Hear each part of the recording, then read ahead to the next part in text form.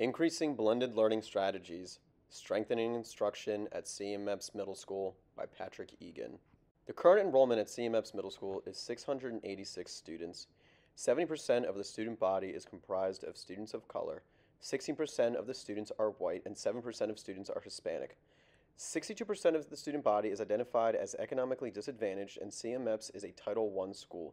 Due to low performance on state assessments, CMEPS has a report card grade of D and is considered a low-performing school. During the 2021-2022 school year, CMEPS completed a critical needs assessment from DPI to find trends and patterns across the school in order to improve instruction. Due to administrative turnover from the last 4 years, there has been a lack of focus on instruction and a consistent plan to improve student performance. Data from the assessment demonstrated that the majority of teacher delivery was direct instruction with little student-to-student collaboration across the school. Teachers also relied heavily on worksheets and digital worksheets. CMEPS does struggle with retaining teachers. This year, our school has hired first-year teachers as well as 2 staff members that are new to the building. CMEPS has also had issues over the last 3 years with administrative turnover. The school's current principal is the 3rd principal in the last 3 years. Staffing has had a clear impact on instruction.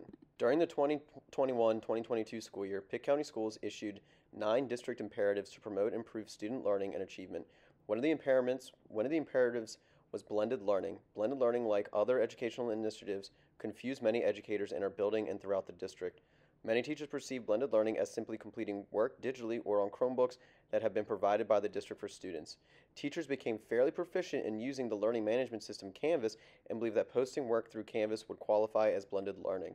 Teachers became dependent on using online resources and completing work digitally that students slowly became disengaged with learning.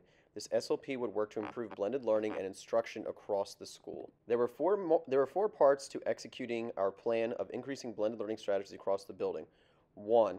A focus on modeling effective strategies during our BT meetings.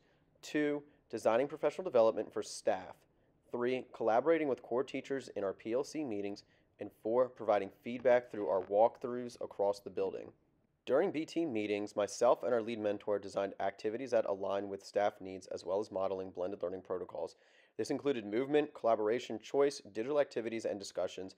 BTs reviewed current research on blended learning and participated in activities to strengthen professional relationships. During staff meetings and half-day professional development, our team utilized this time to clear up confusions and build a clear understanding of blended learning. Our administrative team designed essential questions, discussion prompts, activities, and team-building activities in order to strengthen knowledge of blended learning and how to incorporate its elements into daily lesson plans. We made sure to include specific key points from current research, especially regarding student consumption of information. The reflection question was posed to staff to consider and reflect on whether or not students are simply consuming information in your classroom or if they are active participants who create their own products and guide their own learning. Our PLCs focused on increasing blended learning through a number of initiatives and activities. Our administrative team would discuss learning activities and how to increase engagement through blended learning. We would develop blended learning protocols with the different PLCs in each core area. We would work to increase movement in classrooms through student collaboration. We would review our Wicker strategies and writing protocols throughout the building, and we'd also focus teacher instruction on student-to-student engagement. Classroom walkthroughs have played a pivotal role in improving instruction throughout the building. By providing valuable and meaningful feedback, teachers have been able to reflect on their practice and improve their teaching strategies. Since implementing blended learning protocols, our team has seen increases in engagement and student-to-student collaboration. 83% of social studies have increased blended learning activities, specifically with movement in their classrooms.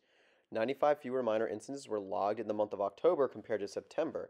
25% of professional development has been devoted to blended learning. 20% of instruction is either coaching or facilitating in the classroom.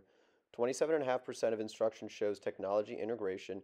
Student engagement has increased from 28% to 39% from September to October, and 26% of observed instruction utilizes blended learning protocols. Following are the positive trends that we have noticed with our data surrounding instruction and blended learning. Fewer students are behaved out since focusing on blended learning. Engagement across the school has improved. Student-to-student conversations have increased. Students engaging in writing assignments has also increased, and the use of choice boards or giving students ownership of their learning in lesson plans has increased as well.